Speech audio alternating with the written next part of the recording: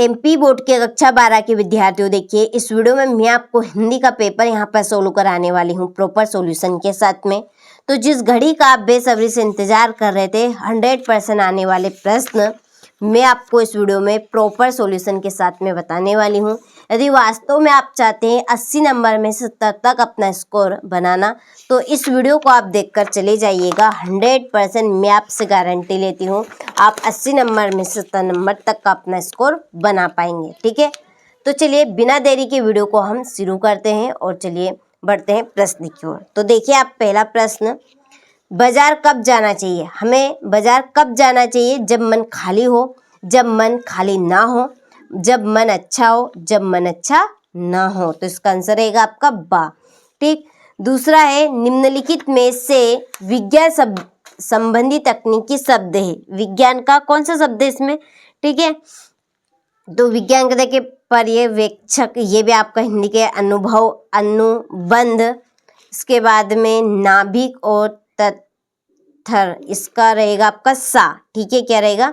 सा। नाभिक ये आपका विज्ञान का है। मुझे भी किताब चाहिए वाक्य में निपात शब्द है, तो मुझे भी किताब चाहिए, इसमें निपात शब्द आपका बनेगा भी। ठीक है, चलिए चौथा है भक्तिन कहाँ की रहने वाली थी? तो भक्तिन रहने वाली थी झूसी की। कहाँ की? झूसी की। ठीक है, कहाँ की रहने वाली थी? झूसी। कबीर, तुलसी एवं रहीम के नीति संबंधी दोहे उदाहरण हैं। तो किसके? गे मुक्तक। किसके है ये? गे मुक्तक। छठा है जाति प्रथा को दूसरा रूप कहा गया है। तो जाति प्रथा का दूसरा रूप कहा गया है श्रम विभाजन को। ठीक है, चले हो गए। इसके बाद आप देखिए रिक्त स्थानों की पूर्ति कीजिए। पहला, सोदल गेगर मास्टर खालिस्तान पढ़ाते थे। ये पढ़ाते थे मराठी। क्या पढ़ाते थे? मराठी।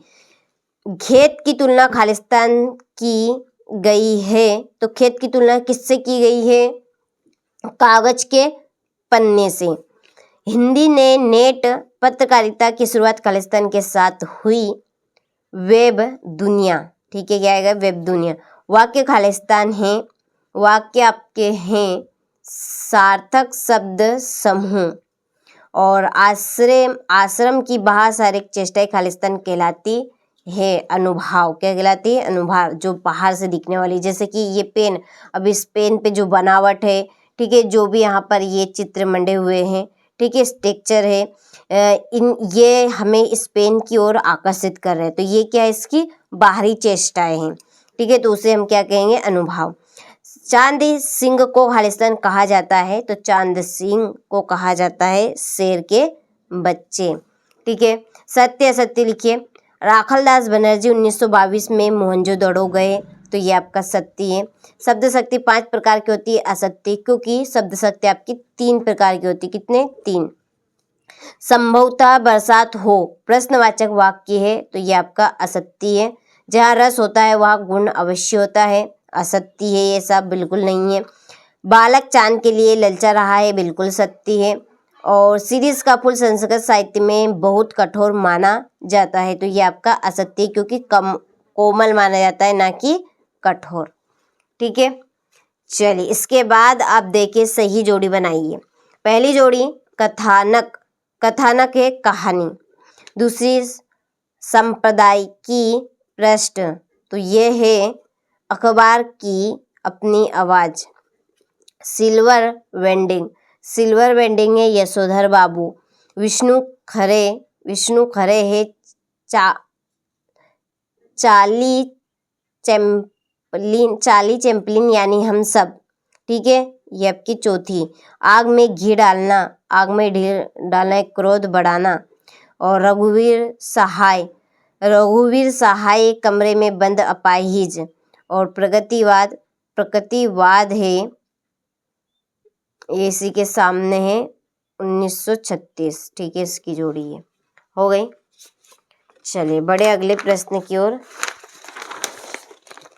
देखिए यहाँ पर है एक वाक्य में उत्तर दीजिए। तो पहला है आमतौर पर रेडियो नाटक की अवधि कितनी होनी चाहिए? ठीक। दूसरा, सरोटा छंद मात्राओं की दृष्टि से किस छंद का उल्टा होता है?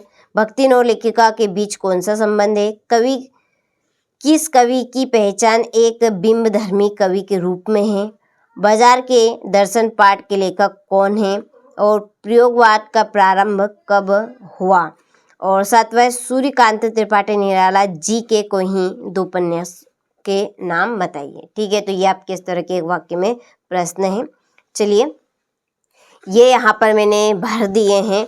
ठीक है, तो स्क्रीनशॉट आप ले लीजिए। पहले में आपका आएगा 1536 मिनट, दूसरा दोहा, तीसरे में स्वामी और सेवक, और चौथे में आपका आएगा केदार सिंह, 5वें में जैनेन्द्र कुमार, 6ठे में सन 1936, और 7वें में आपका आएगा अप्सरा और अलका। ठीक है, कंप्लीट आप जरूर कीजिएगा। 100% वाले प्रश्न हैं।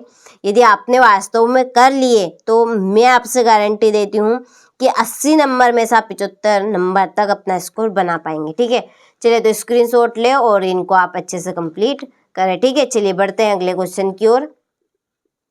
चलिए देखिए, 6ठा प्रश्न, प्रगतिवाद की विशेषताएं लिखिए। 7वां, भाषा को सहूलियत से बरतने से क्या अभिप्राय है? मुक्त काव्य की परिभाषा उदाहरण सहित देनी है। रुबैया छंद किसे कहते हैं? उदाहरण देना है। संश्लेष रेखाचित्र और संश्लेष स्मरण में अंतर बताने हैं। ठीक, चलिए 11वां है, जेब के भरे होने और मन के खाली होने पर मन की क्या दशा होती है? शब्द गुण किसे कहते हैं और उसके प्रकार आपको बताने हैं। निम्न वाक्यों को शुद्ध करके लिखने हैं। ठीक है, तो ये आपके इस तरह के प्रश्न हैं जो 100% परीक्षा हाल में आपको देखने को मिलेंगे। ठीक है, नाटक और एकांकी लेखन में क्या क्या सामान्यता होती है, तो ये इस तरह के आपके प्रश्न रहेंगे। स्क्रीनशॉट आप ले लीजिए और देखिए, जितनी जल्दी हो सके आप उतनी जल्दी सारे प्रश्नों को कवर कर लीजिएगा, क्योंकि 100% आने वाले प्रश्न हैं ये आपके। संक्षेपण की विशेषताएं आपको देनी है। निम्नलिखित अपठित गद्यांश अथवा पद्यांश को पढ़कर नीचे लिखे प्रश्नों के उत्तर आपको देने हैं। ठीक है, ये आपके प्रश्न रहे इसके। ये आपका अथवा, ठीक है, और अथवे के ये आपके प्रश्न। 20वें प्रश्न है, पद्यांश इसका संदर्भ, प्रसंग और सौंदर्य सहित भावार्थ लिखना है। ठीक है, ये आपका अथवा। 21वां गद्यांश है, इसका भी संदर्भ प्रसंग सहित व्याख्या करनी है। ठीक है,